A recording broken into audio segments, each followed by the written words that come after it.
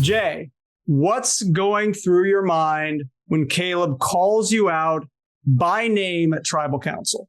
What's going through my mind? I would say the first thing that goes through my mind is, okay, we're doing this. Because, at that point in the day, it was not really a huge secret that I think both of our names had been thrown out aggressively, maybe going into Tribal Council, I thought that there was going to be a little bit more subterfuge in the Tribal Council. I'd only been to one tribal previously, and we'd spoken a lot in subtext at that one. We're just going to see how this goes when we speak openly and plainly in front of everyone. And so the first thing I say, and that moment is captured where I'm like, that's very interesting, Kaleb. And I'm formulating my argument immediately because I know that he's a great player and he's going to do what great players do and try to persuade people to vote with him. And I'm already thinking of like my rebuttal. I grew up doing debate. That was where I felt most comfortable, was in a debate room. So I felt like it was a debate, and this was the time to let my argumentative side shine a little bit. But a part of me was enthralled. I was like, this is why we all did Survivor. We're a tribal like this. When you saw the safe scroll come up, did you know that you were in a lot of trouble at that moment? Oh, absolutely. Well, I knew I was in trouble going into that tribal. I knew I was in trouble during that tribal. And, I was waiting for Jeff to show that scroll. And I remember thinking, 5 in 6 chance this goes fine. 1 in 6 chance you're going home tonight. And I don't know what it is. Sometimes you call it like a gut feeling. I had a feeling. I had a feeling about that shot in the dark, but I dismissed it as irrationality. And it's always a sign to trust your gut feeling. That's the question that some people will ask, is why didn't someone just throw a hinky vote at someone? So did you ever think, let me just put my vote on Emily just in case? Absolutely. And it's one of those game time decisions that haunts you after you leave the game. I've thought about that every single night, every iteration. What if I put this person's name down? What if I put this person's name down? And I think it just boils down to calculated risk taking. And I'm really glad that they included that segment in the Tribal Council where Jeff asks me, okay, well, what happens when you hear your name? Do you go and scramble to make someone else the name that's being thrown out? Or do you take the L, so to speak, and hope that that's a calculated risk? You're not actually going home tonight, and that your cool under pressure pays dividends at the next Tribal Council, because people know that they can trust you, that, any alliances that aren't 100% formulated might just shift into place after you show this kind of calmness under pressure during a Tribal Council. And so that was what I was trying to do. I was just, at the end of the day, a little too scared to rock the boat. And I think that's a good kind of summation of where my gameplay goes south. Well, let's talk about after the safe scroll comes up and then it goes to like a live tribal. There's always, I feel like, so much that we don't get to see in that. We just see little bits and pieces. You were pitching Emily before the revote. Just tell us why her, and how did you feel going around pitching that? Did you know that wasn't taking? Were you hoping that it was taking? What was going on there? Well, I will say that in that moment, my brain is a little discombobulated. I don't know if I'm really clearly thinking every single thing out at that point. It is a Hail Mary. I have a few, I don't know why I thought that she would be someone people would rally for at the last minute. I think maybe I'd heard her name a couple of times on the beach. So I was just going back to people that I'd heard because I felt like maybe that was a safer pitch. But I mean, I knew, I knew that it was, like I said, a Hail Mary. And I think truthfully, at that point, it was just whatever name I had heard that day that was not me that was eligible to go home, I was kind of sticking to. Let's roll it back a few episodes because we have a lot of stuff to talk about, Jay.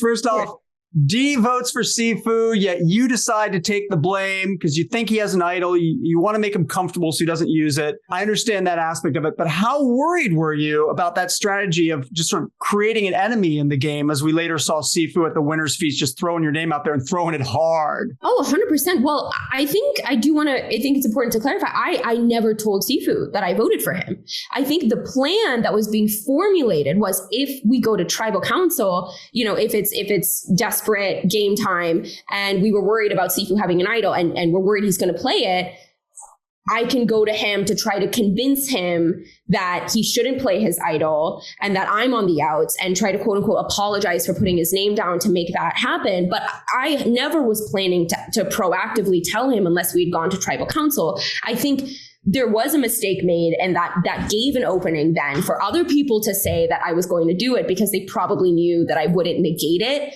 But I never went and told him that because I didn't want to introduce that hole in the game at that point. And so, I would say for that strategy, something that I would talk about actually goes back to like original Reba, which is that I tried to work with Sifu at original Reba. And I totally get how sometimes some of these smaller elements of gameplay don't necessarily, make the cut because there's just so many dynamics to cover in even 90 minutes. Like I truthfully, totally understand that. But in the original days of Reba, there is a very important conversation I would say to my gameplay where I go to Sifu, I say, hey, the way that the cards are shaking out, you and me should stick together in this game. And we do the whole pinky swear alliance making situation. I forget the name of the alliance. It has to do with music, obviously. And immediately after this conversation, Sifu goes and tells other people at Reba that I want them out of the game. And I take this as a sign that Sifu does not want to work with me. Sifu is throwing my name out from day one on the beach as someone that he thinks the tribe can unanimously vote out. And so now for the rest of my gameplay, this is a factor that I have to take into account. And obviously it comes up many times because then we swap and I'm swapping again with Sifu still on Reba. So that is a big part of my game that I try to work with him and it doesn't pan out. And that I think goes again back to the decision with the decoy vote at the swap. I truthfully thought that the only way we could get Sifu to not play his now I know non-existent idol was if he believed that I was the one who put his name down and that the girls would rally for me. And so that was my last ditch effort, after my number one ally leaves the game, to go to the girls and basically say, hey, at least I'm loyal. I know, I know that it's going to be between me and him. Please let it be him. Well, that sheds some light on why you were so targeting Sifu, but also shed some light because we didn't really know if you were aware of that Reba Big Four alliance. It seems like you definitely were. Let's get into the amulets. This was a very odd advantage in that it basically incentivizes you all to vote each other out. You seemed very insistent on taking that. Any second thoughts once you get back to the beach and like sort of the adrenaline, maybe it had lowered a little bit in terms of like, wait a minute, this might not play out so great? Absolutely. I was terrified of being caught in my lie at Reba Beach when I came back. And, we had spent a lot of effort trying to perfect this lie of sweat versus strategy. And I would say this is one of my proudest moments of the game is we're cycling through potential lies to come back to our camps with. And I throw out sweat versus strategy and everyone takes it. And then we all go to our respective camps and actually everyone believes it. I go back to Reba and I tell the girls in Sifu that it was sweat versus strategy. We lost. And to my knowledge, they really do believe me. And when Mergatory comes, obviously we see this conversation where the Reba Four are discussing the actual true nature of the amulet. And this further goes, I think, to my level of distrust in the game that I've so openly lied about this to Dee and Julie. And I do want to go back to what you said and correct it for just half a second. I would say that, things are a little bit in the middle. Like I am aware of the Reba Four, but I do also want to give them their flowers and that they played, up until this point in the game is all I can talk about, but they, a great game. So I think I was less aware than I should have been about this Reba Four developing. And optimistically, at this point in the game, I'm desperate for people to work with. And I think maybe it's blind optimism and just wanting it to work so badly that I think I like these two people that I'm on the journey with. This would be awesome if this could work out, even though I'm fully aware that it does put a target on each of our backs. I thought maybe that would be an issue a little bit later into the merge. Obviously, it becomes an issue at the second that we come back to the beach. So that is definitely a big regret of mine. And something that I think is especially fun about that journey is that one of the sandwiches is a veggie sandwich. And I'm a vegetarian on the beach. I stay vegetarian the whole time. And so when I think I saw people discussing the decision-making behind taking the amulet, when people said, well, Kellie and Jay had fish back at camp. In my head, I was like, this sandwich is the thing I can eat. I can't really eat much back at camp, but I can't eat this. So that was a really hard decision for me. I was really, really, tempted to take the sandwich. How difficult is it to get voted out that close to the jury? I think there was a lot that was difficult to stomach about that tribal council. It being close to the jury is one of the things. I think there was a lot that, you stay up at night over, being like, how could things have changed if the shot in the dark hadn't gone through? What would have happened if I'd stayed in the game longer?